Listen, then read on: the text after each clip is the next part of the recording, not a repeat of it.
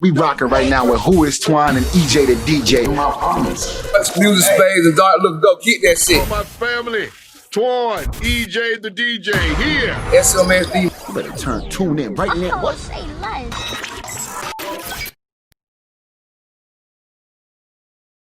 We back. Woo.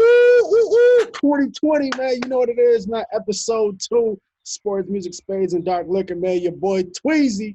Your boy EJ the DJ, man. What's happening, my boy? Hey, man. Feeling good, feeling great, man. Beautiful day out here. You know. Times that we in, as we talked about in the first episode, man, we got more going on, man, as just this week has come to an end. You know, there's been a lot going on in the media, man, a lot going on in sports, a lot going on in music. Mm-hmm. So we got a heavy show packed, man. So first and foremost, man, how you feeling? Man, I'm feeling good, bro. Like you said, still a lot going on, and you know, waking up today and finding out the news, you know, what's happening in Atlanta, another unarmed black man getting shot at the Wendy's. Waking up to that again, like, it's like, come on, bro, again. And the crazy part is, bro, like, now that I've been thinking about it, bro, this been going on for years. I'm talking about not like 34, I'm talking about years. 300, 400 years, bro. This has been going on, but to see all this come to front now, and you gotta see it now. You know why I love it? Because there's no sports. It took for the world to shut down. No sports. Everything is closed. Facts. For people to see what's really going on and seeing how we're being mistreated, man. Mm-hmm. You know. And you know what? It's crazy, but I think it had to happen that way because you know, in this situation we're gonna talk about it more. With Kyrie Irving saying that, you know, he would rather just not play because he feel like if they start back playing, you know, they you know, things would get off subject matter. But you got LeBron on the other side who's like, hey man, I can make an impact while I'm playing. Exactly. But then you got somebody, Austin Rivers, on the other side saying, hey, we need to get back playing because not everybody has the money like you do, Kyrie and LeBron. You know, not even LeBron, but just Kyrie. You know, everybody don't has to make the money like you, and the NBA majority African American. Exactly. So I mean, like, we gonna get into more of that, but just along those tips, man, a lot of this stuff been going on, man. It's crazy, but I'm not kind of glad. I am glad that people are having to see it, especially the other color of people. I have to really see this, and they have to talk to themselves amongst themselves about their kids, about what's going on. I looked on a video on Instagram the other day, and it was a mini protest march by little white kids, a Black Lives Matter protest in their neighborhood. I'm like, wow, little white kids are seeing this, and they're being inspired by having a protest for black people, just having rights, just letting us know that we matter. Like, that's crazy. And to see the next generation, how they gonna be looking at certain things about what's going on now. It's crazy. You know, we talk about what's going on with Instagram and Facebook, man. We see people posting videos and everything. First and foremost, I challenge, you know, white people to have this conversation with somebody that's black or somebody who has been who has faced prejudice or racism, you know, and have that conversation, because then, you know, this how things get done. We'll see what's going on.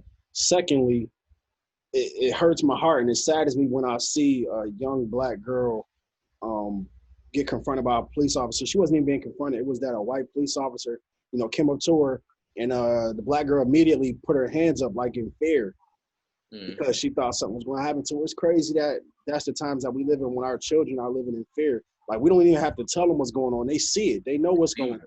Exactly. I was explaining about somebody the other day. I don't even remember that time we got pulled over by APD.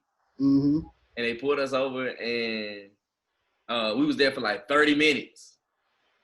And we got pulled off for absolutely no reason.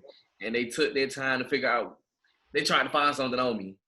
Yep. There was nothing they could find. And he wrote me a fake ticket. Yep. And it was crazy part, it was a black officer. That's what happened.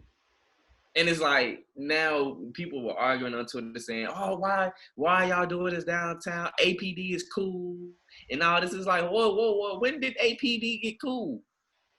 Did y'all not remember the Red Dogs in Atlanta? Come on. But I just digress, bro. It's now people with this going on. People like, "Oh, y'all still saying APD is cool?" It's wild. It's wild, man. First and foremost, man, rest in peace to Michael Thomas, rest in peace to Rayshard Brooks, rest in peace to Robert Fuller, man. So we definitely got to talk about those three gentlemen there too, man. Once again, like there's a lot going on. So last night, going right into it, man, we seen Rayshard Brooks, man, unarmed 27-year-old man in Atlanta at the Wendy's drive-thru. How story goes, he was intoxicated, fell asleep in the drive-thru, holding up, customers from getting their food, whatever. Police came by, they woke him up. There was a brief altercation where Rayshard allegedly pulled one of the police officers' tasers, and a scuffle began to happen, and he ran, and they shot him in the back. I'm gonna say this, man. If you're gonna shoot me in my face, man. Shoot me in my face. Don't shoot me in my back. Right. I thought that whenever somebody's running away, you either let it be or there's other ways to apprehend a suspect. Mm-hmm. First and foremost, what was he doing besides the fact that he was drunk and fell asleep? Right. Then, go ahead. Now that everything is on camera, the alleged shooting is on camera from one of the videos that I seen on Facebook around 1 o'clock, 2 o'clock this morning. But we did see the aftermath, and we seen a bunch of people out there active like it was broad daylight, wondering what's going on, why, do we have this situation happening again the way it's happening, man. It's just a lot. Sure. Just looking back at that video, man, it's crazy because, I've seen two sides of this video and two different opinions of this video. Some people are saying, what were the police supposed to do when this guy got the taser and ran off? Mm-hmm. And then you got the other people that are like your side saying, why shoot me in my back? Like, how far was he gonna go? How far? Could you not call for backup? It's one of those situations. So it's really disheartening that another unarmed black man is getting gunned down. The crazy part about it is it was white police officers again. These weren't black police officers, these were white police officers. Another thing that I find just ironic, when we think about situations like this on both sides of the spectrum, whether they be black or white suspects, I've seen videos where a white suspect was going at it with two white police officers, and he was able to grab one of their nightsticks, and he hit both of them with the nightstick, got up, jumped in there, police trooper, and took off. And not one time did any of them pull a gun. I don't get it. Why are we as black people already, before anything, are already assumed as armed and dangerous, already assumed as something is wrong or we're doing something wrong in the first place before you even know the situation? Why is that always the case? Before anything, before a question is asked, we are already considered armed and dangerous. It's crazy that it's like that. And I don't know what do we do to stop it? I seen somebody today, they've said it's a natural human response to fight for your life. Mm-hmm. So with all these police killings going around, okay, if a police officer come knock on my window and I'm just sleeping in my car, I'm gonna be kind of scared right now to this point too. Because I don't know what you about to do to me. Right. I don't know if you about to shoot me. I don't know if you about to handcuff me. I don't know if you about to beat me with a stick, like put your hands on me.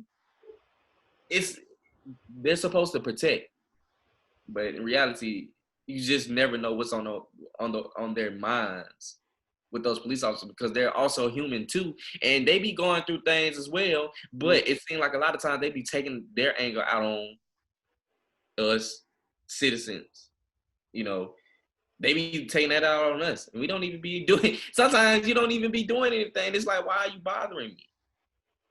Man, it's extremely tough, you know, being black in America. Man, like Carlos Miller said, being black in America is almost like putting your life on all Madden. Mm-hmm.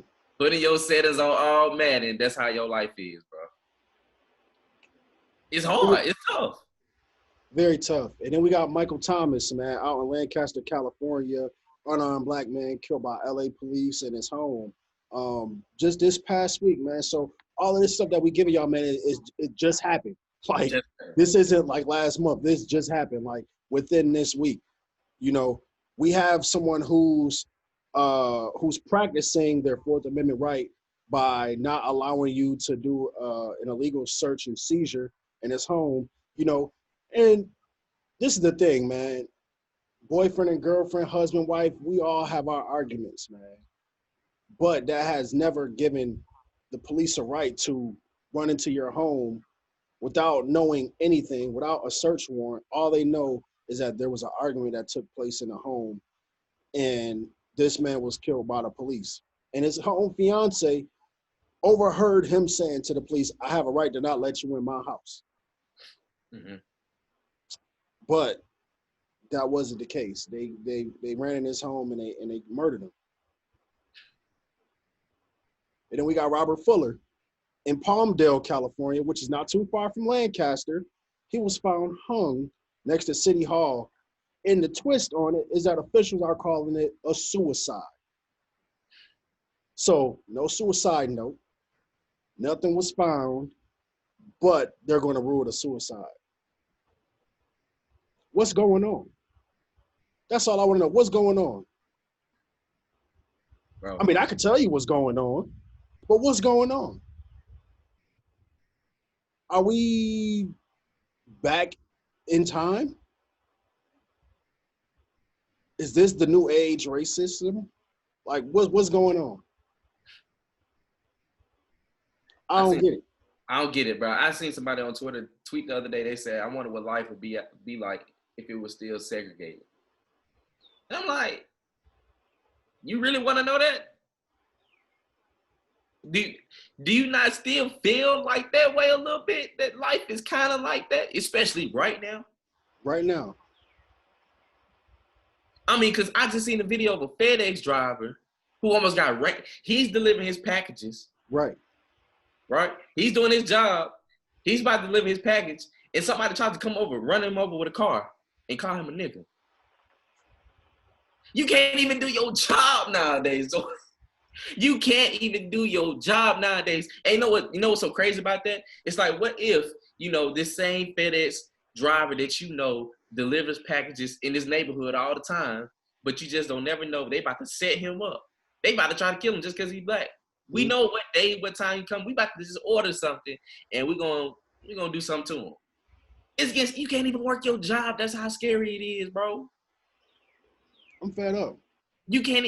This man is delivering packages like he does every day, and you got somebody about to come over and run him over with a car, and you call him a nigga, bro, for absolutely nothing. What are we supposed to do? They're rioting, protesting. Rioting has been working now. Rioting has been working. Protesting has been working. Looting, I don't know. That goes hand in hand. You got people that saying that looting ain't doing nothing, but everything that people have been doing right now has been working. I had a conversation with my girl, man, in the car, man. I had to change my perspective on how I looked at things. I in a sense, kind of ridicule our people for looting and tearing shit up. Because that's what the terms I used. And I said tearing shit up. And she said she heard me say that in past conversations. And she was telling me, if I'm not standing for all of it, I'm in between. I'm causing the divide. Right. And I had to think back. I said, no, I'm not causing a divide. I'm all for it. I'm all for getting the message across. And in the same point, when we're going in our neighborhoods and we decide we want to destroy everything, you know. And I had to think back in time, you know, anytime we ever destroyed, looted, rioted, protested heavily in the streets, you know, Yeah. we had our people, you know, at City Hall loaded up with assault rifles. Did that message ever get across then? And it has, and it's made changes, you know, to things that has gone on in our society. And we're living in those golden times all over again. And needless to say, I think it's beautiful. I think it's a wonderful time that we stop playing it safe. We get dangerous. I agree. Because that's the only way you're gonna hear it. That's the only way they're gonna understand what's going on. Mm-hmm. Colin Kaepernick took a knee for this exact moment right here that's going on, and people made it seem like he's going against the flag or he's going against America, when all in actuality, he was going against the social inequalities and social injustices and systematic racism that's going on in America today. This is what we're talking about. This is what he took a knee for. This is what's going on. Exactly. And since we talk about sports, man, we might as well go right into it, man. I never thought that we'd talk about this, but you brought it to my attention, man, a few days back when we had a conversation. We're talking about the NASCAR, man. Bro, hold on. First of all, are you ready to pull up to a NASCAR event right now? I'm ready. I'm ready to put on my gear, man. I'm ready to go sit at a NASCAR game. I'm ready to go check it out. I'm ready to see 200 laps of cars making left turns, man. Bro, I am ready to go put my Bubba Wallace gear on. For sure. I'm ready to go out there and cheer, bro, because, bro, it's so crazy. This is one of the sports I never would have thought would have changed anything. Never. But because to be honest, bro, I don't know how big the black community is in NASCAR. I'm pretty sure there's some black people that watch NASCAR. Yeah. Come on. But I'm talking about just like, now are we about to watch NASCAR and we about to really chill on Bubba Wallace in this thing? Oh, we for sure cheering for Bubba Wallace. Bubba Wallace is the GOAT now. Bubba Wallace is the GOAT. Wallace, and I have to applaud him because, bro, you never know what he has endured since he's been in NASCAR. Mm-hmm. You know, he's been in there for a while now. Yeah. He just didn't start. But for him to take the stand, and they got that Confederate flag up out of there. Yeah. They got that flag up out of there and quick. Expeditiously, as T.I. would say. Expeditiously. Bubba Wallace, man, he was a part of the NASCAR's Drive for Diversity program. Mm-hmm. So he took a stance quickly on this whole situation. And NASCAR even sent out an address, you know, on the 10th, that race that they had in Martinsville that same day. You know, he went out there, man, did what he had to do. In NASCAR's statement, they were saying about the Confederate flag that the presence of the Confederate flag at NASCAR events runs contrary to our commitment to providing a welcoming and inclusive environment for all fans, our competitors, and our industry. Bringing people together around a love for racing and the community that it creates is what makes our fans and sport special. The display of the Confederate flag will be prohibited from all NASCAR events and properties. Quickly. Straight like that. Did you hear about the one driver that quit? Yeah. He wasn't feeling that. He quit, and guess what? He never won anything in NASCAR. He been driving around for the past few years in circles for absolutely nothing. Hey, everybody keeps saying, and you won't win either. But this is what I got to say. Man, shout out to Bubba Wallace once again. I went on his Twitter, and his pinned tweet, this is what it says. There's only one driver from an African-American background at the top level of our sport, and I'm the one. You're not going to stop hearing about the black driver for years. Embrace it, accept it, and enjoy the journey. He tweeted it in 2017. For sure. Can you say manifestation? Come on. It's time for it. It's time for it. Like, manifestation, because this was 2 years ago. This was 2017, 2-3 years ago, that he tweeted this, that you would never forget about Bubba Wallace. No. And here it is today that he made this stance, got rid of the Confederate flag. Mm-hmm.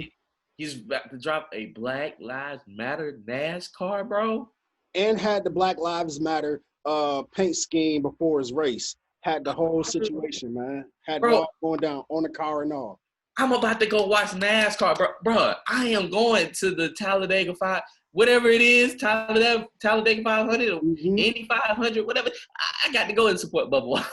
Salute to LeBron and Alvin Kamara, man, because Alvin Kamara, he said he watched the whole race because of Bubba. I actually seen him with some Bubba Wallace gear and say he was going to the race. Come on. Can you say endorsement deal coming soon for Bubba Wallace? Come on. Bro, we about to be in NASCAR, bro. Like, bro, you know what I hope, though, for real? Like, I hope that more black drivers start going into NASCAR. Because you know what we do, man? We take over every sport that we get into. I go find about 10, 20 race car drivers from Ashby, Cashby, and they be ready to go on NASCAR, too. Come on, man. We got some professionals, man, right there in the A. No As ready to get on the racetrack, man. They've been doing this. But hold on, bro. Before we go even too further, while we in the sport, hold on. Bro, we got to take a shot, bro. We got to take this shot, bro. What you drinking on today, bro? I still got some more of this left right here, man. Okay. Man, today, what I got, man, I'm going to try to bring some new liquor every now and then, but today, man. What we got? Screwball. I don't know if y'all can see it.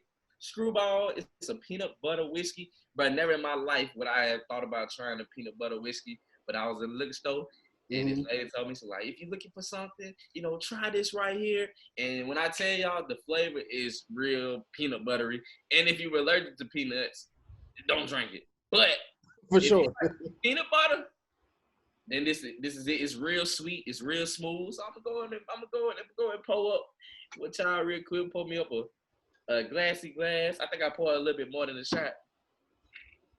And then hold on, I'm gonna do another shot with y'all, and I gotta pour something else in it. It's called the peanut butter and jelly shot. So, but Twon, you know what I'm saying? We're gonna toast up the game.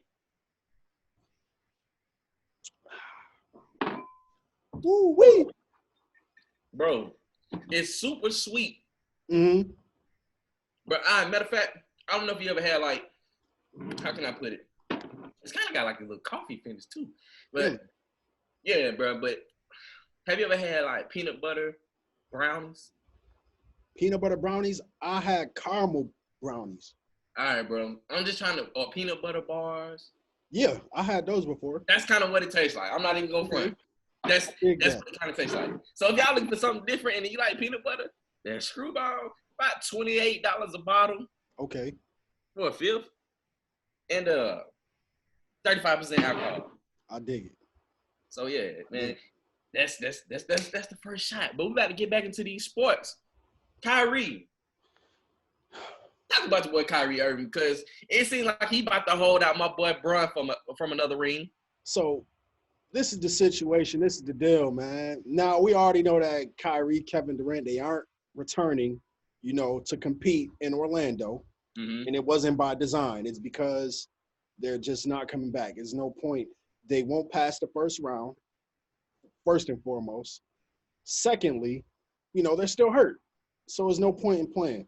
But Kyrie Irving, man, he had a Zoom call with about 200 players, and he made a comment, you know, to all of the players. He was displeased with the league asking players to come back with current conditions in Orlando and in the midst of protests against racial inequality. In his statement, he said, "I don't support going to Orlando.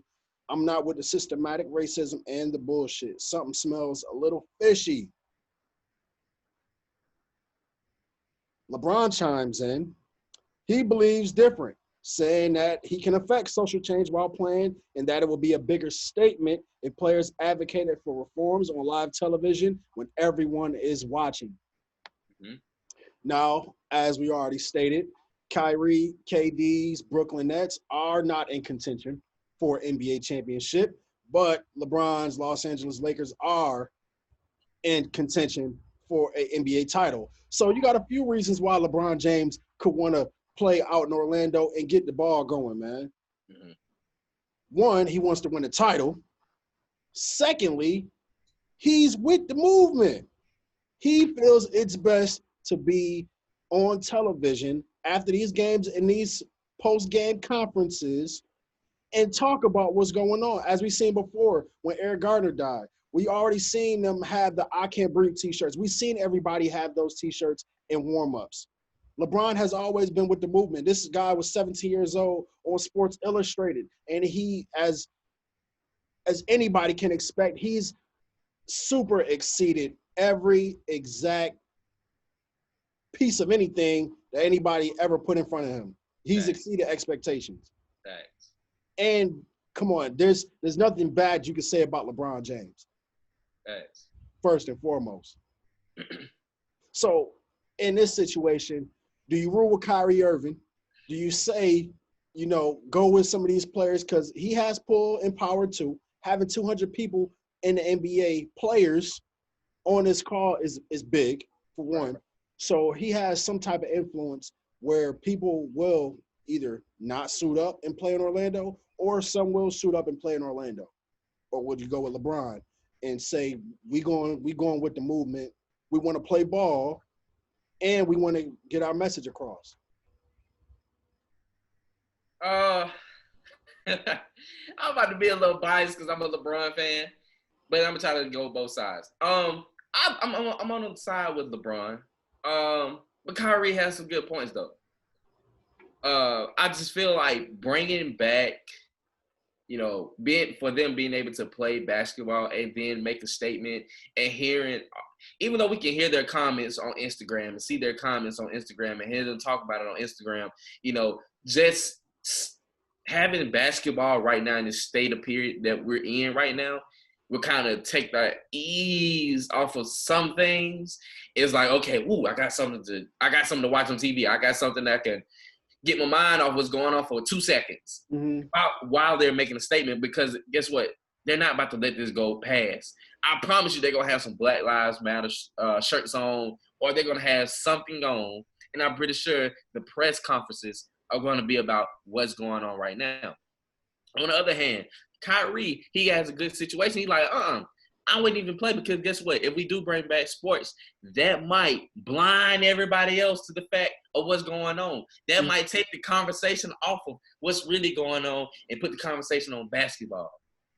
It's going to be, like First Take and Undisputed, they've been talking about political views. They really haven't been talking about sports lately. They've been talking about what's been going on, because guess what? It hasn't been any sports going on.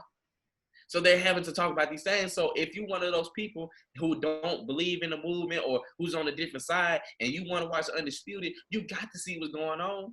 Because guess what? Ain't nothing going on. Ain't no sports. Absolutely nothing. Ain't no sports.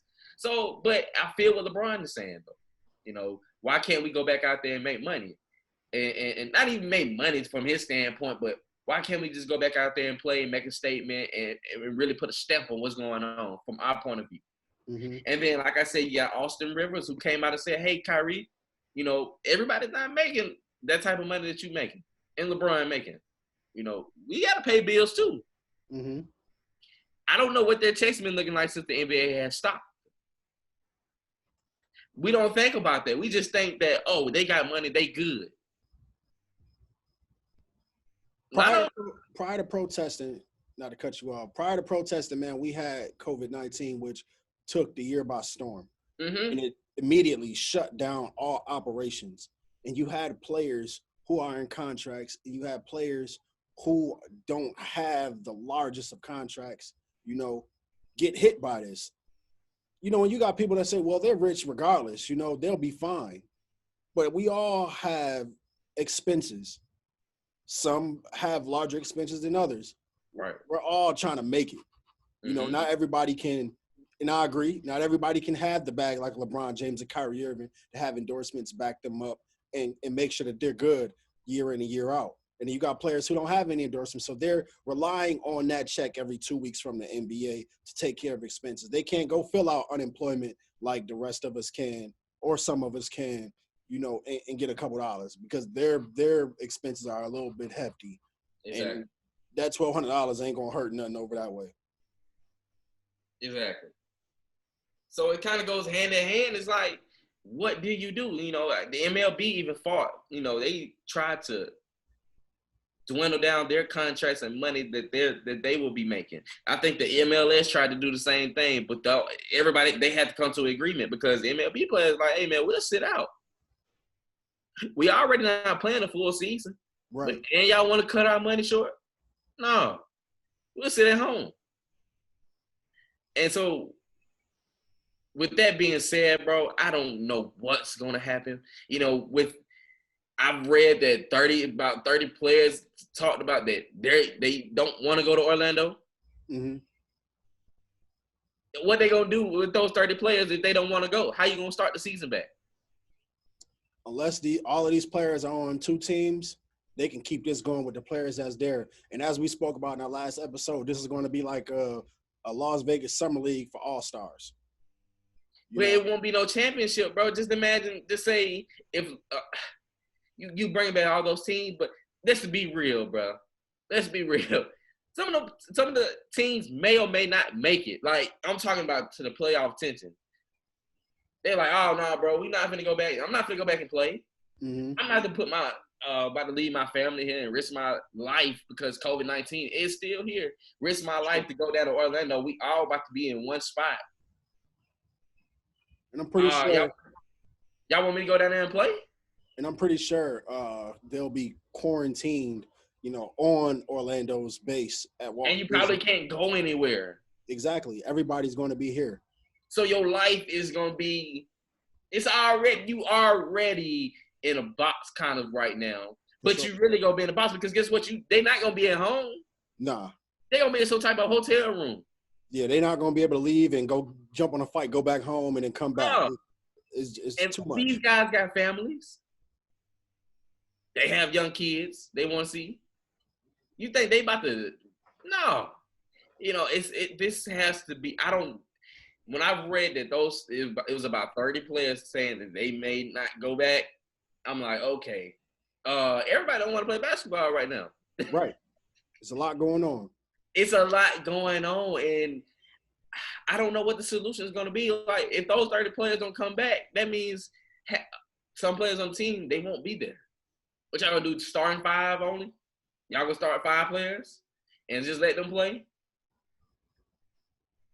How things are transitioning and switching, you know, when the news first broke that the season will be coming back July 31st, you know, everybody was excited. And now, you know, with this going on, you know, I can't say that anybody was blinded by it because, of course, you will have players who feel that way and would not want to play. But if this season is to continue, this will be a very watered-down season. This will be like the season where they play half the season and, you know, they had the finals and that was it. You just had to go with it. And then it's like, when the season ends, when is the NBA going to start? Because they start like October. It's starting back up. They're going to resume regular operations. October, they'll have the draft. They'll go right into the season, preseason, and keep the ball going. So it's like all of this time that they had away was like, now we're going to finish off. Is extremely weird. You know, like I said, we live in weird times and strange and different times. So, you know, it's all about adjustments and adjusting to the new normal, because this is exactly what it is. This is the new normal. And as we spoke, you know, for the next year or two, don't be surprised if people are going to be walking around with masks for the next 2 years. Exactly. I agree, bro. Man, with all this still going on, bro, I need another shot, bro. Let's get it. All right, bro. So what I'm going to do is, bro, I'm not no bartender or nothing. I'm not a bartender or nothing.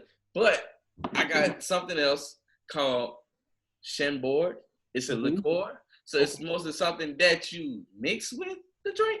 What they call this is the PB&J shot. So peanut butter jelly shot. Chambord, this is mostly on the black raspberry side. Okay.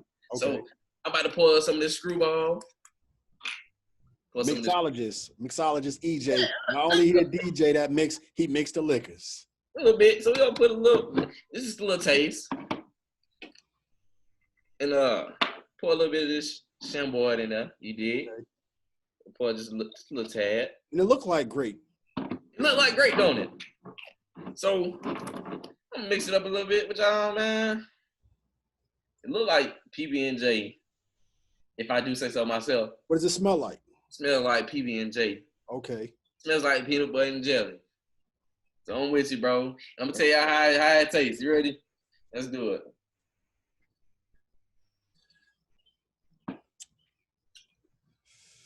Woo. Bro. That tastes like a peanut butter jelly, bro. Okay. I dig that. Super sweet though. Super sweet. It was dangerous. Super sweet, bro.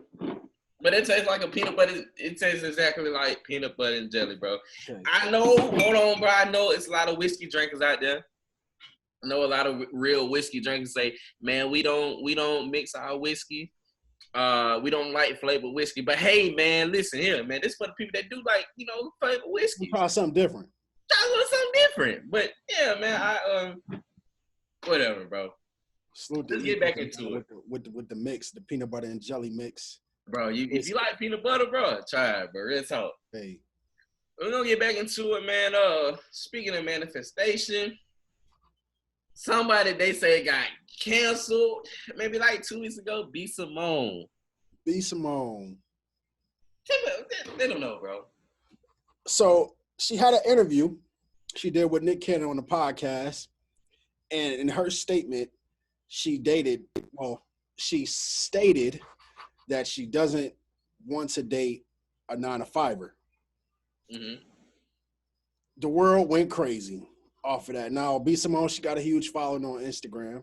She got some M's up there, and she's on Nick Cannon's Wildin' Out. So y'all see her every day on MTV, VH1, MTV2, all of those networks that they showcase Wildin' Out. You had Tory Lanez chime in. You had everybody chime in, on this situation. So the question is, can a 9-to-5er and an entrepreneur coexist? Because as she states, an entrepreneur can't date a 9-to-5er because a 9-to-5er may not understand, the lifestyle or, the day ins and day out schedule of an entrepreneur, wondering why their mate is up at 2 a.m. making business calls or emails and, checking on things. So you got a 9-to-5er who has a structured kind of life. They go to bed at a certain time, they wake up at a certain time, leave work at a certain time, and that's their every day, because then they can't leave and, hit the road with their entrepreneur boyfriend, girlfriend, and do things like that. So the question being, can a 9-to-5er and entrepreneur coexist? I don't see why they couldn't. Like, I get what she's saying, but like, why do you all of a sudden assume that they wouldn't understand what you're doing? Because especially if you've been talking to somebody for a while, y'all been on dates and stuff. So if y'all in that situation where y'all about to date, I'm pretty sure that they know what you do and what they putting themselves into with dealing with you. Why couldn't they coexist? I'm not gonna say for her, but it looks like for her, she wants somebody that's gonna understand. Like you said, want to understand why she's up at 2 a.m. Bro, if you up at 2 a.m. and checking emails, that's cool. I'm not gonna stop you. Do your business. Do your business, because guess what? That's your job. Exactly. Just like the 9-to-5 for me, that's my job. Do you understand my 9-to-5? Do you understand I gotta go to bed at a certain time? So that's like me understanding what you got to do. I don't understand why. I just don't see why she. And people saying like that's her preference. Like that's her preference. Let her preference be her preference. If she want to date an entrepreneur, let her date an entrepreneur. But I mean, like, I'm not saying that it can work. I'm pretty sure that's going on in real life right now. I'm pretty sure everybody's just not dating an entrepreneur. Mm-hmm. And who's to say that 9-to-5er don't want to be an entrepreneur? They just never had the time to, and never had the resources to.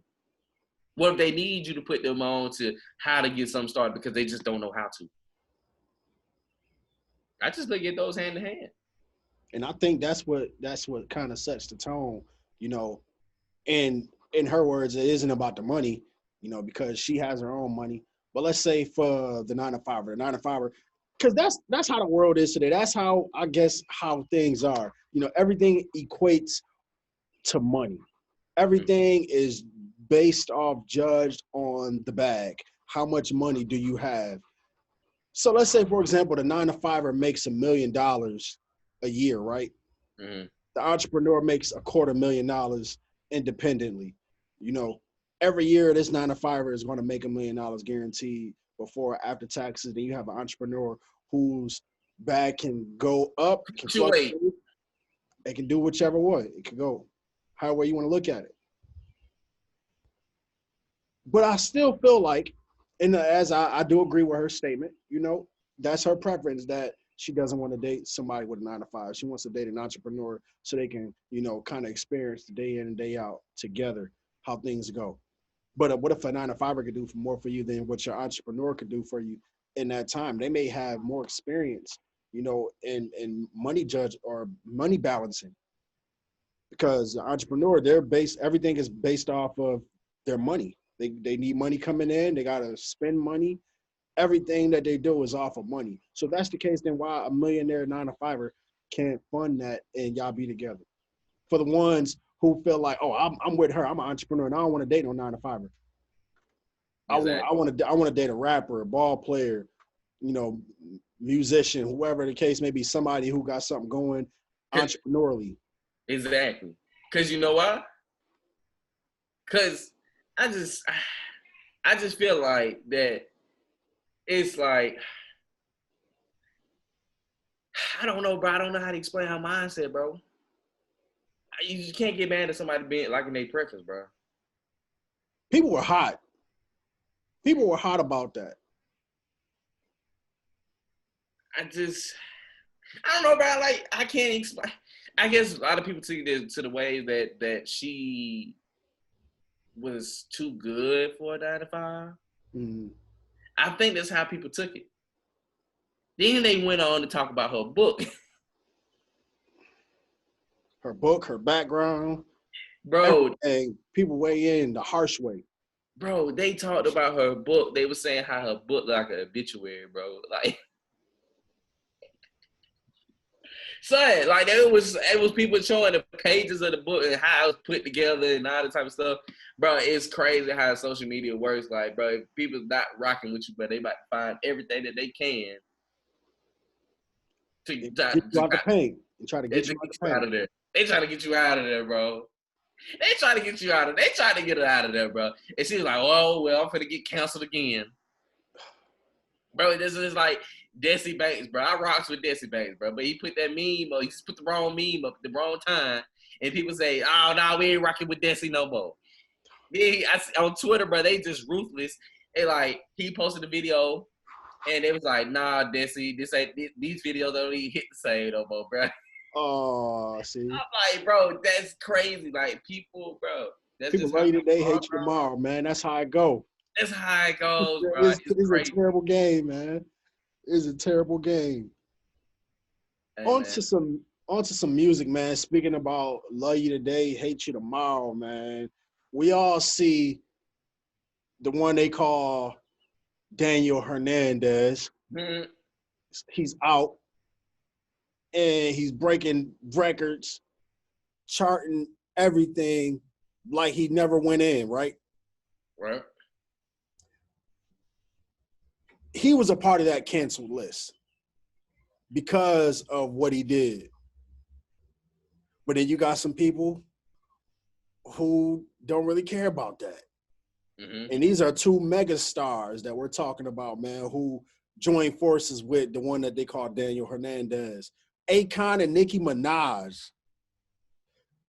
I seen the video on Instagram with Akon and Daniel Hernandez doing Locked Up Part 2. And I was astonished, I will have to say. One being that this was a classic record for people behind the walls. We're talking about the original, Locked Up. Mm-hmm. You know, big record, Styles P, The Ghost. That was the record for the ones behind the wall. This was the record I'm not mistaken, 2001, 2002 when that record came out, maybe 2003, in between that period of time when that record came out. I want to say definitely 2003. Right. I'm not mistaken that record came out. Like I said, everybody behind the G-Wall, this was their record. This was the anthem. 2020, we have Mr. Daniel Hernandez on Locked Up, the remix. Will Akon join the cancel club? Will people cancel Akon now? The guy who has serviced and generated, come on, a whole Africa, man. The whole continent. The whole continent of Africa. Man. With electricity. This is the guy that they're going to cancel out. Do you think they're going to cancel out Akon? I don't think Akon cares. I don't think he cares. Because if he didn't, he wouldn't have did the record with the man, for first and foremost. To be honest, I was just confused. Like, out of all people, he cleared the sample for 6ix9ine. Out of all people, I mean, like, out of all people. He cleared it for Daniel. He cleared it for him, bro. And I'm just like, he's not doing it for no money. Like, he definitely did clear it just for some money standpoint. And that's where it gets cloudy for me because I can't understand. Okay, we all know Mr. Hernandez's story. We seen it unfold. We seen everything happen and take place. You know, some people saying he wasn't the main one who took them all down. It was this other gentleman. Right. But the fact that he was the stool pigeon that they used to fund their organization, they gave him a pass to be a part of, you know, our organization. You know, as long as he funds us, you know, this is what's going on. So for me, when I think about Akon, okay, cool story, dude. As far as Mr. Hernandez, cool story. But does that warrant you to choose him for Locked Up Remix? Bro, I don't know, bro. I don't know. I was baffled that he cleared the sample for him, but I'm more curious to hear the song and see what he is talking about in the song. Is he? I don't know, bro. But the dude is breaking records like crazy. He is. I mean, like breaking all kind of YouTube records, Instagram records. Everything that there's out there, he smashed them all. He is smashing records. And like, you know, he gets Nicki Minaj on another song, this Trolls, and she goes off. And she's talking about some stuff on there too. That went viral, and it's crazy. But and he got on, and I was watching STDs, some main stars with STDs and stuff. I'm like, okay, what's going on here? Yo. And so it's just like he said, he was like, man, we can't be stopped. Y'all want to cancel us so bad, but y'all won't cancel us. Y'all can't cancel us. Y'all don't. We getting numbers. It's like, bro, are they really? Nobody has canceled 6ix9ine. It seemed like, unless you're Jim Jones. Unless you're Jim Jones, or you know. And then the fact that he did you get a chance to watch that Instagram live that he did? The one where he came out. The one when he came out and said, we was talking about Future, talking about Meek Mill. Did you see that one? See, he been saying a lot of people names. He been trolling a lot of people, and that goes with the name of the record. He's been trolling and talking about a lot of people. Rich the Kid, Meek, Future. He's been talking about a lot of people. He's been going at it with people. He got on there, and I can't think of the lady's name. And it was like, this was who he pulled up a whole news article talking about the lady from Rock Nation, the head of Rock Nation, and how she ratting on everybody. How she's an informant, how she was telling the NYPD what's going on with the big drug dealers, and she's like, Meek, you hang around rats. This is a rat. Like, he talked about Future, you don't take care of your kids, and you hang around Meek Mill, and y'all need Drake, and I don't need Drake to make a hit record. I'm like, yo.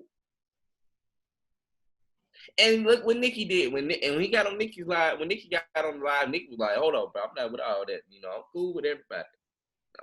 Don't put me into what 6ix9ine got going on. Don't put me in it." She shut that down immediately because she was not going for it. She like, you're not about to get me in no mess. For sure. I just truthfully, honestly want to know, like, how long is this going to last? I think he's only getting those numbers because people wanted to hear his side of the story. He's been locked up for like a year or two. But I don't listen to 6ix9ine. I don't listen to 6ix9ine. I never played 6ix9ine in a club set.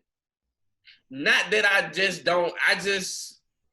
I don't know, bro. It's not like I'm not hating on anything, bro. It's just the music isn't for me.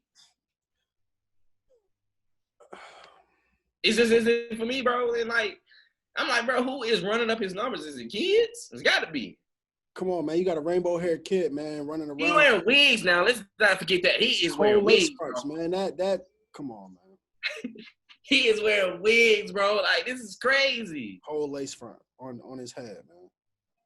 I don't know, bro. Do you see 6ix9ine still being relevant in 2021? For sure, man. That'll be catastrophic to see somebody's career go here, and then boom. after all he's done already. Like, he already committed the number one rule in the G code. Facts. No telling. Facts. Now, we as a people, the black people, the black community, all the gangsters, whoever, they may cut this man off. You know, they may not listen to his music, but it won't matter because controversy sells. And as we can see, you know, I don't know why anybody thought he was going to come out of prison and not still talk his mess. He's been walking on eggshells with certain things. He hasn't been talking about the organization and speaking of those things. But he's definitely been trolling and going back and forth with rappers, even when he said he'll slow down. He's doing what he's been doing. Facts. That's a fact. And people are tuning in. They want to know in. what's going on. This is like the Young Chop situation, man. Everybody wanted to tune into what Young Chop was talking about. Everybody wanted to see why he baiting everybody, why he keep going at everybody, why he keep dissing everybody. People love controversy. People love seeing gangster stuff happen, whether it's real or fake, you know, going on in the music business. That's what sells. That's what the music business, that's what they love to see. That's what they want to sell. That's what they want to market. They want to sell controversy and everything else because that's what get the numbers running. Come on, This is reality TV in the music business. You right about that, bro. This is what's going on. I just hope that boy Bobby Shmurda get the same attention, get the same love when he gets out, okay? Oh, for sure. He better. Both arms open, wide. Man, I ain't listening, bro. All I know is y'all better, bro, when Bobby gets out, I better see these same. Free the Shmurdas, man. Free Bobby, free Roddy, the whole GS9, man. The whole game, bro. I better see the same love, bro. For sure. And I really hope that Bobby comes back and he's successful in his music thing. I just hope that he just doesn't come back and it's just like, oh, Bobby out here, you know. I hope he comes back and comes out with some hits. People been keeping their name alive, you know, because GS9 movement out in Brooklyn, man, those guys are already doing their thing even before the music, you know, just being out there. So when you, because they're both intertwined, the streets and the music business is all the same, you know, the way it's run, the way it's operated, the players in it. You might see all these different faces, you know, in these head positions, but the A&Rs, the street team, the security guards, you know, the road managers, the PRs, everything, all of these people are from the streets and they all know each other. So Bobby, I'm pretty sure him and Rowdy, they're going to come home to a deal. If not, they better stay independent and run their numbers up that way, man, because as we see, man, the New York drill scene, which was birthed while the Chicago drill scene, you know, it just got a little twist on it now. You see a lot of these cats in New York City, man, taking the drill scene and they doing their numbers off of it. We see guys getting deals off of it. So Bobby and Rowdy, who were already doing, you know, their mix of that, are going to come home and be embraced by the people who should be able to put them in position. All it is a matter of time of how long will it take for it to, you know, they get comfortable. Same thing with Max B, the wave, man. So we just got to see how long will it take for them to get comfortable, man. More music, man. Y'all got to go check out that Pop Smoke Make It Rain with Rowdy Rebel. Fire record. Fire record, bro. So definitely rest in peace to Pop Smoke. Rest in peace to Pop Smoke, bro. Pop Smoke. Hey, bro, I ain't gonna cap, bro. I was a Pop Smoke. I was like, nah, bro, I ain't listening to no Pop Smoke, bro. But I started listening to him, bro, and I'm like, okay, I see what he was doing. I see what he was doing. I remember we had this conversation, bro, when WhoisTwon came out. When WhoisTwon came out. And I'm like, bro, he got something here. It's different. Yeah. But he got something here because, for one, his voice was real raspy. Really reminded us all of like early 50 Cent, you know, real gritty. Facts. And I'm like, yo, young kid, 20 years old, 19 years old. He got a movement behind him. This could be something, you know, change up things a little bit. So, yeah, man, he was on to something. And I still feel like I hope 50 Cent, man, he do his due diligence with this project, man, because everything that I've heard thus far from Pop Smoke was heat, you know. It took me a while to catch on to the wave, but I'm like, yo, man, it's different. I can't even front. Like, even though a lot of the stuff sound the same, you know, but I can't front, yo. He made good music. I can't lie. He had something, bro. Like when I like you said, bro, I was like, bro, I ain't rocking with it, bro. This ain't it, bro. I don't know what's going on, but this ain't it. Like people come in the club, hey, bro, play Pop Smoke. I'm like, bro, I'm not playing no Pop Smoke, bro. Like, but now real talk though, like I think like right before he died, bro, and I started listening to him, and I was like, okay, I see where he's going. I see how the music is. I see how people in the club was reacting when I was playing the songs. I'm like, okay, that's when I really kind of started to like the songs a little bit in the club when I was playing it, and I was seeing other people's reaction, and they was doing the little dance. You did what I'm saying? I was like, okay, I see where he's going, but then that dang, rest in peace to Pop Smoke. That happened, and it's just like, honestly, bro, I felt like Pop Smoke was the one for New York to really bring back New York. To be honest with you, for sure. You know, I know they have a scene right now, but I just feel like Pop Smoke was the one that was supposed to ignite the movement, bro. Because he really had the wave, and people was really rocking with him, bro. That's my whole thing. It's like, it's like now he's gone. It's like, whoa, now I don't know too much about what's going on in New York right now, but I just know like that was a big, like that. I don't know, bro. But I really felt like Pop Smoke was the one that was about to bring New York to where they really want to be at. Mm-hmm. You know, he's going to be starting that movement because also Young M.A. Young M.A. is hard. Yeah, she got some heat. She got some heat, bro. Real way. But, bro, I gotta speak on the GOAT right now, bro. That boy, Lil Baby. GOAT status, man. GOAT status, man. I listened to the Bigger Picture, bro. I first heard the song. Bro, at midnight. Bro, I ran that song back 10 times. Because of the subject matter.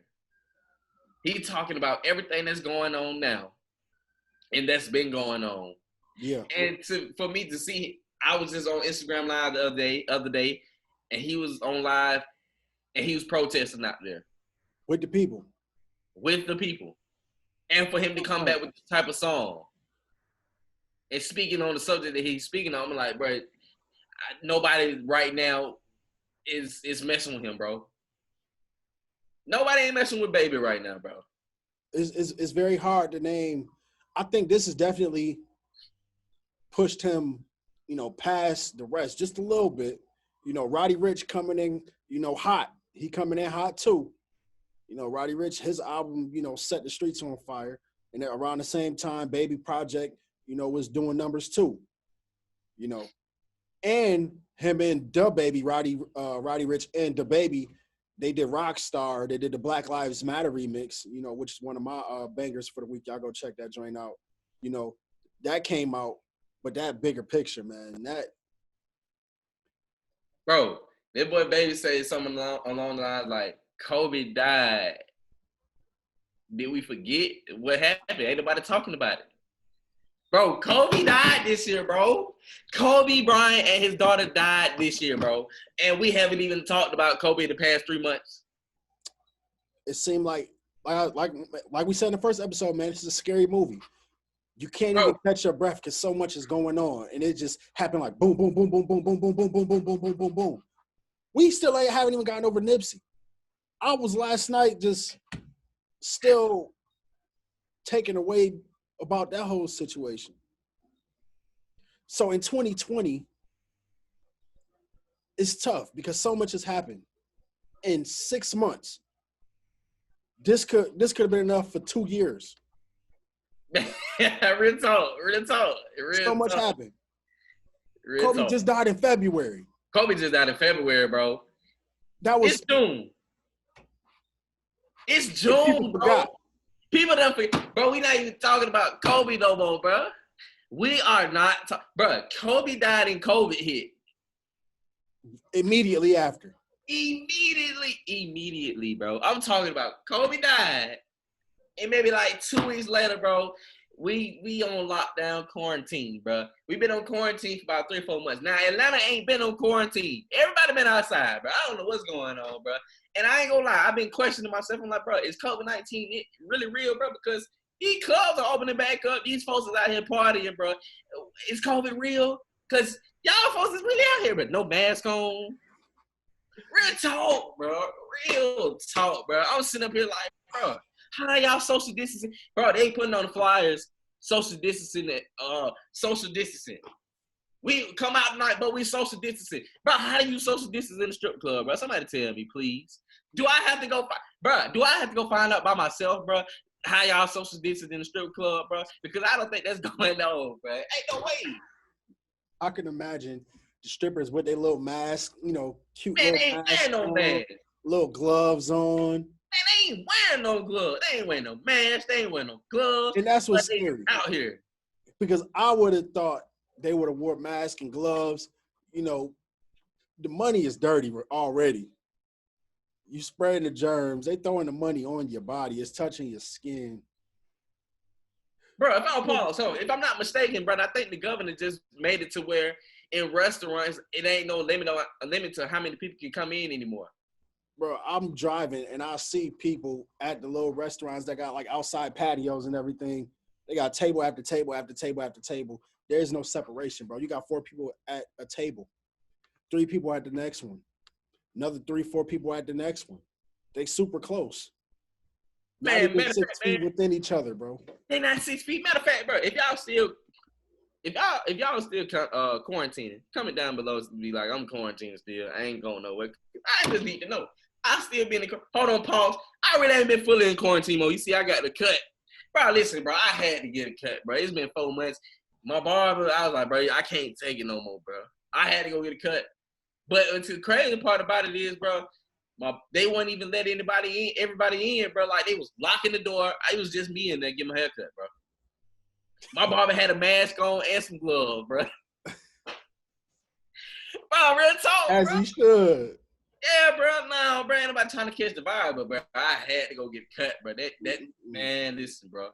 I couldn't take, bro. I was taking scissors and cut my mustache, bro, cause bro, it was getting out of hand, bro. I was like, you know what, bro? Let me go and just test the waters out, bro. It's been 4 months. I always buy me some edges or some liners, man. And just have them in the crib for all purposes. Yeah. And I don't trust a soul in Iowa to cut my hair.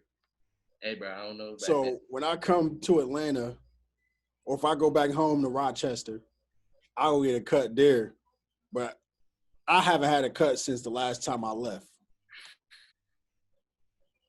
I trust, at this point, I thought I'd never do it, but I trust my girl to go watch a few tutorial videos to cut my hair before I allow anything else to happen. Oh, man. Hey, man. That's tough.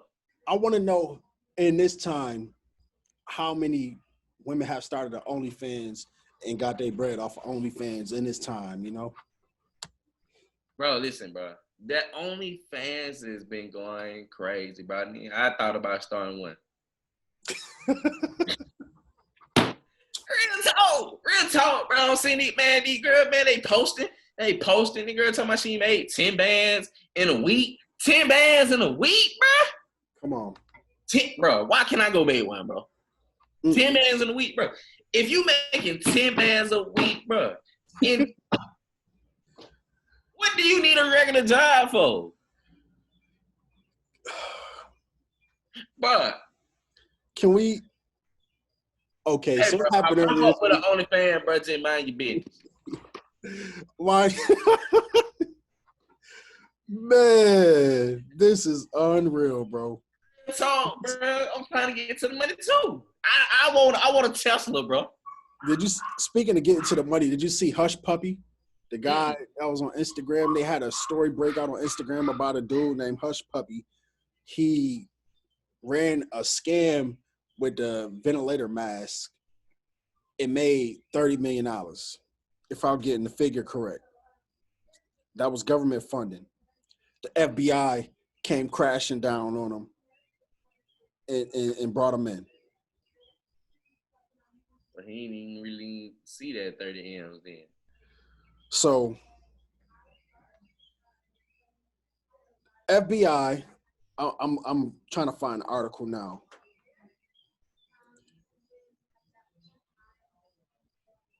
Bro, he didn't get a chance to enjoy that 30 M's, bro. So you got this guy that's on Instagram, and his tag is Hush Puppy, Puppi. You know, he got the Rolls Royce, he got Gucci, He did. Balenciaga, Chanel, Burberry, everything you could mention high fashion. But they were saying that he ran a scam with ventilator masks and was selling them to the hospitals, and he came up in the major way. And FBI came crashing down on him. FBI hating. They hating, bro. How you gonna stop my grind? I got him. Why I can't sell? What I'm supposed to do? Keep them out to myself? It's in the time of need. See, now remember when quarantine first happened, bro?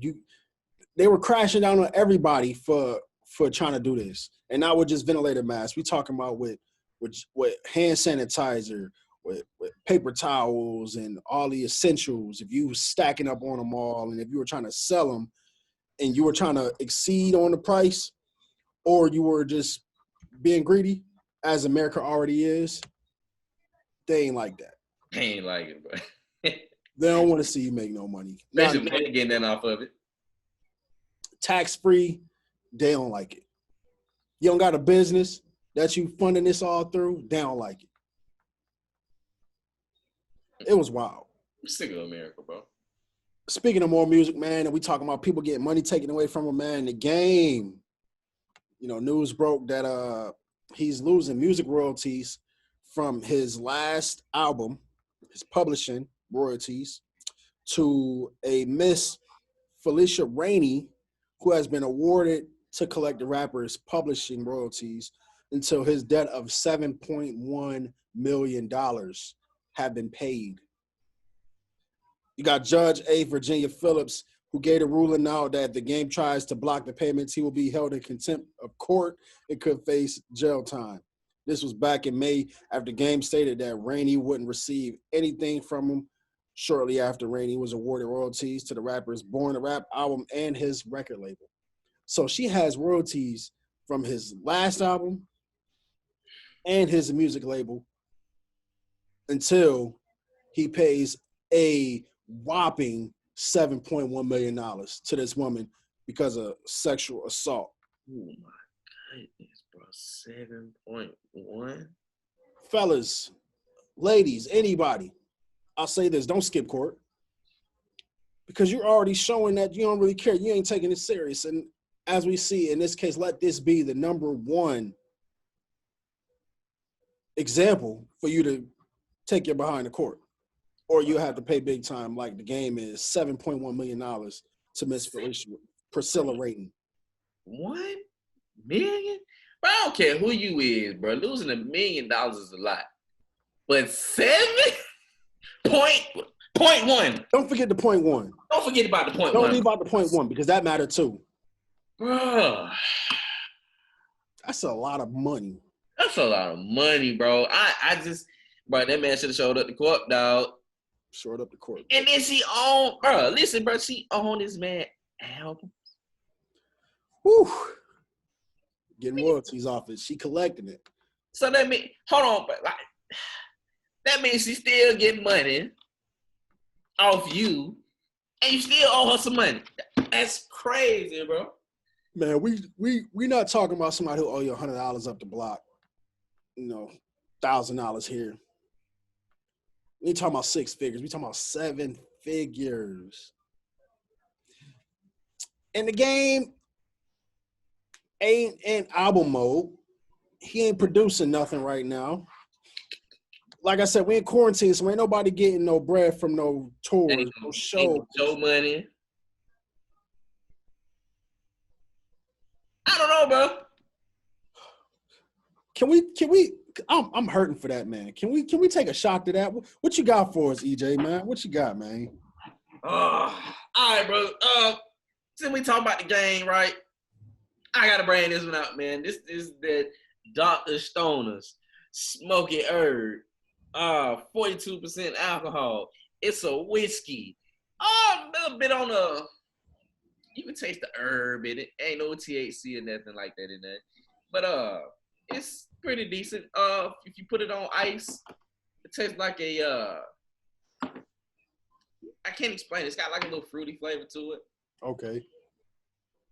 It's pretty good, bro. But I'm gonna pull up, man. Pull up me a little shot, man. 42% alcohol. Let me tell you, bro. I'm gonna pour a little bit because it's 42%. Let me tell you, bro, the other night, bro, I was on this, bro.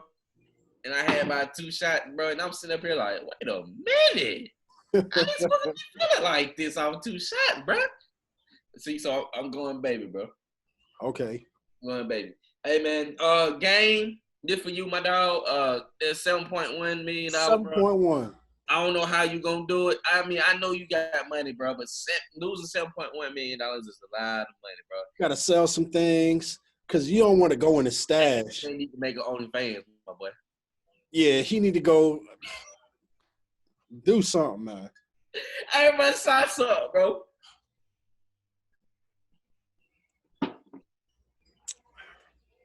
Bro, this like that herb in it, but I don't know how they did it. That herb in there, boy. I wouldn't say the stickiest of the stickiest, but it's got some of that herb in there. I dig that. Real talk. But man, hey man, it's been a good episode, man. We gotta talk about Dave Chappelle, man. Oh yeah, hold on, wait, yeah, let's do it. My guy Dave Chappelle, man, he dropped a new Netflix special, which you will not find on Netflix. You will find on their YouTube. Netflix is a joke. He dropped a Netflix special called 846. Now, everybody like, what is 846? 846 is the amount of time that 4 police officers had their knee in the neck, you know, of it's tough, man. Because it took away from the comedy. It took away from the comedy aspect. George Floyd, 8:46, man. 8 minutes and 46 seconds. Where Officer Schaffer, you know, had his knee in George Floyd's neck, man, and subsequently, you know, died, you know, right there on the spot, man, calling for his mom, man. First and foremost, man, I seen Neo sing at his funeral, and he couldn't even keep his composure, man. It's tough. It's tough in America, once again, you know, to watch that video. Because I didn't watch the whole video until today.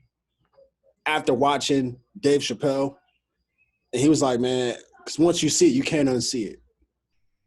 And hearing a 40-year-old grown man call for their mom, knowing that they're about to die, it does something to you. And it was tough to watch. It was really, really tough to watch, man.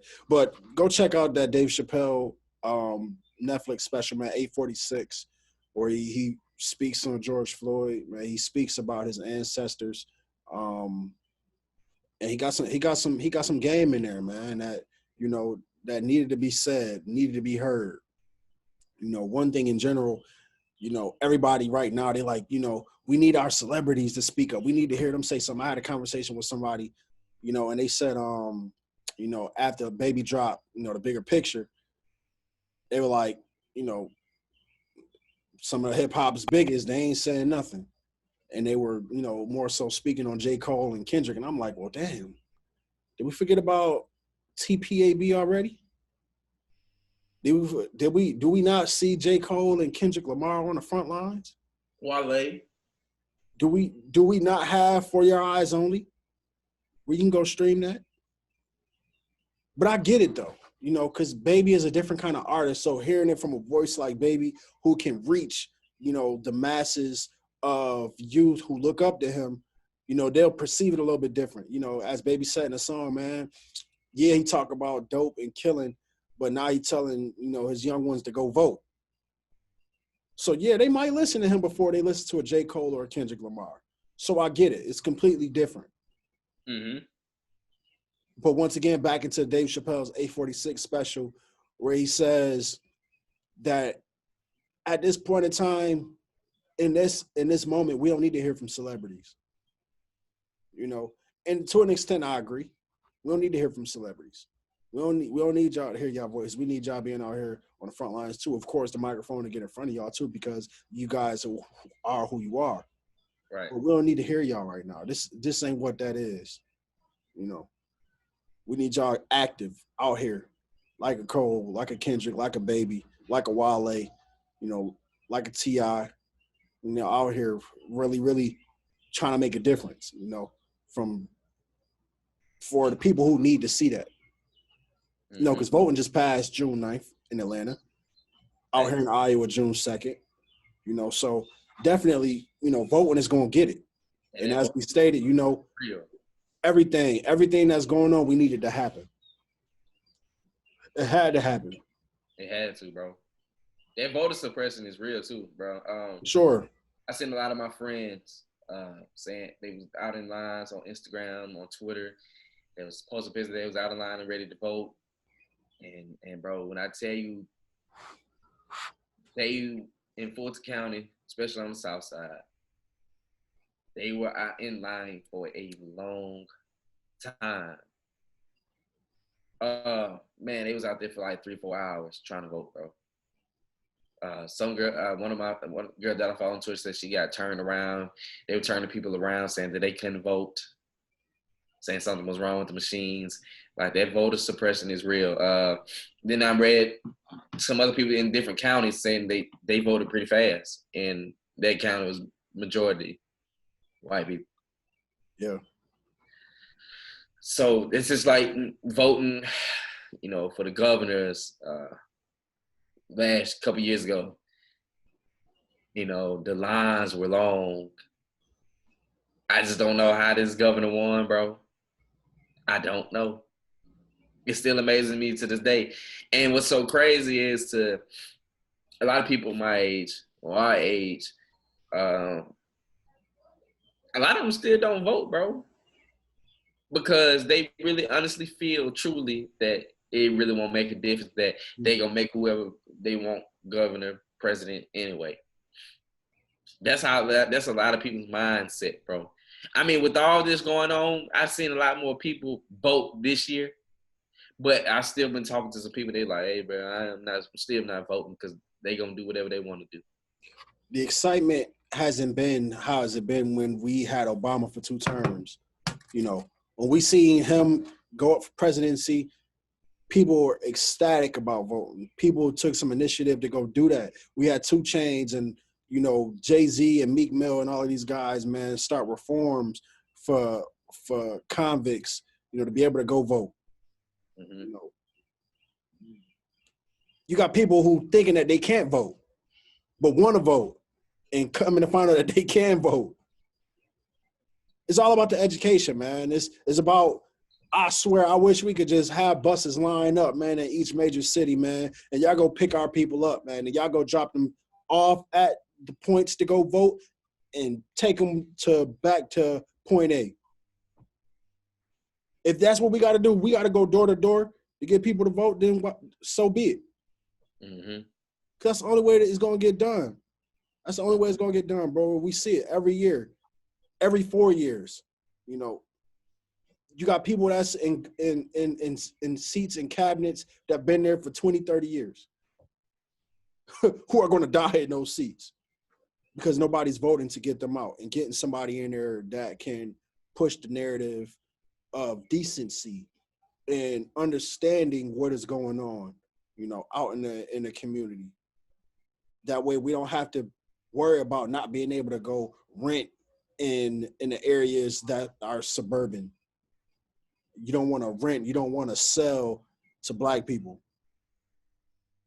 even if they meet all requirements. So it has to be changed. And like I said, what's happening today is perfect, a perfect storm to see things change how we need them to. Because every time something has happened like this in history, things changed. And we see they changing in states now where they banning headlocks and chokeholds and knees and neck. They're banning that, and you will be prosecuted for doing that. Mm-hmm. They're doing it where police officers have to rehire and go all the way back through training to see, you know, to weed out the ones who are doing the things. There should be no reason why for 8 minutes and 46 seconds, you got 3 other officers said they didn't say anything or do anything because the commanding officer, somebody with more experience, was the one who had their knee in George Floyd's neck. So what you do is you stand there with your hands in your pockets and you're looking around at the crowd while this man is begging for his life, pleading for his life. And then you didn't think you were going to feel a wrath. Come on. Come on. Bro, I don't know what's going to happen in the next couple weeks. Every day is something new, bro.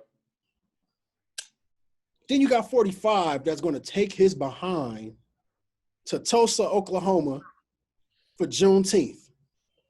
Oh, but he said he's going to cancel it, right? Oh, he better. I think he said he's going to cancel it, that he's not going to go because it's a holiday. We're going to see. We're going to see. We're going to see, bro. But I think he tweeted and he said that he's not going to do it because it's a holiday. I hope so. We're going to see, though. I just don't know. And while we're on this subject, you know, we were talking about the Atlanta situation.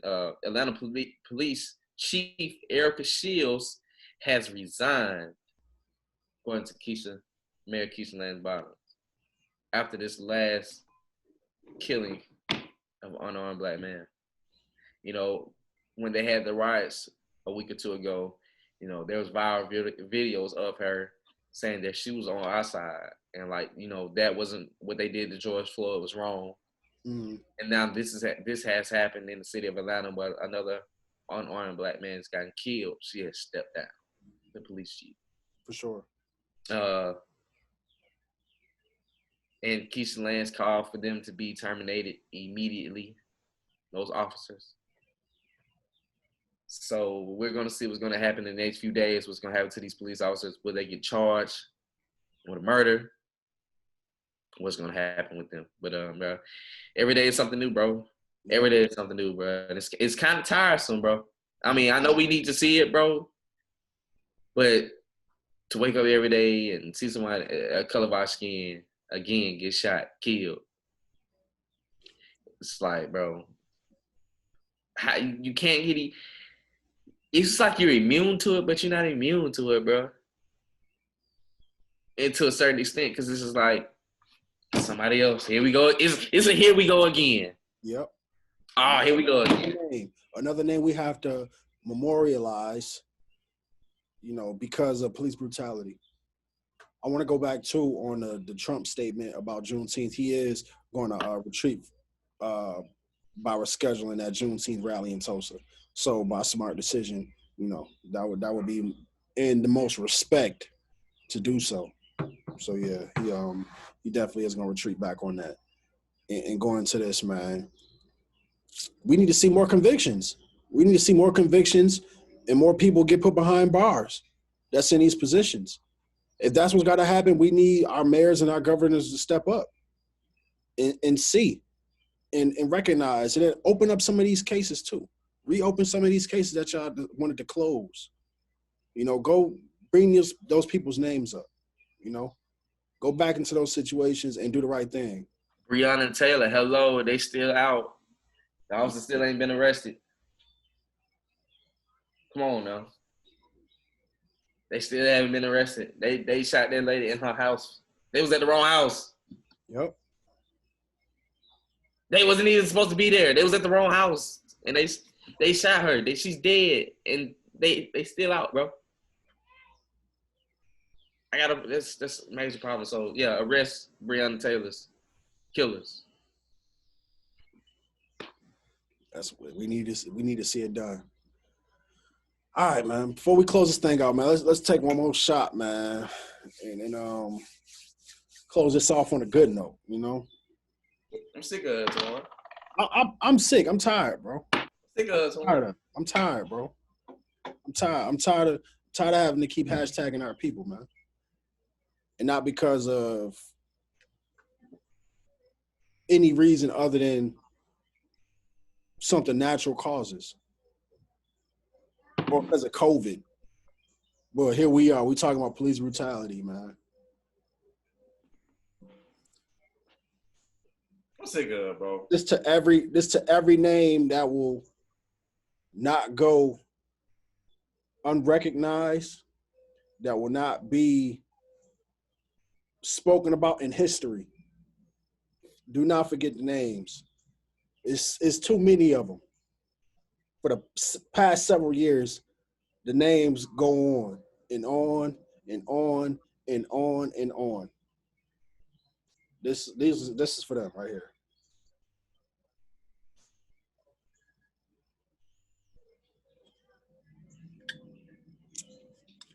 And I just finished my bottle. Yeah, you'll spend another $100, don't you? So next week, man, I don't know. I'm different, you know. Real talk. I'll bring out something different, man. Hey, man, this was fun. I hope we were informative to the people who are going to check out this episode, man. I hope they enjoyed what they heard today.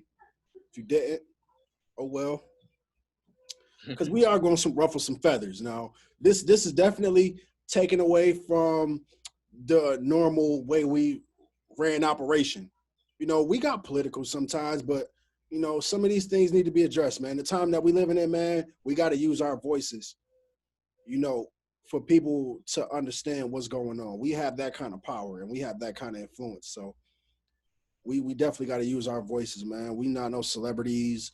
We're not going to be silent about what's going on. We see what's going on. We know what's going on. And we with the movement, man. We with whatever's going on. Hey, crazy part. Why we even talking about that, man? It was this white guy. I was in Peachtree City. Mm-hmm. Pouring down, raining. And he's standing outside with a Black Lives Matter sign, bro. And I got outside, bro. I put my fist up and I said, man, I appreciate you for what you doing. It was a black garbage truck driver driving by. It's pouring down, raining. He threw his raincoat out to him.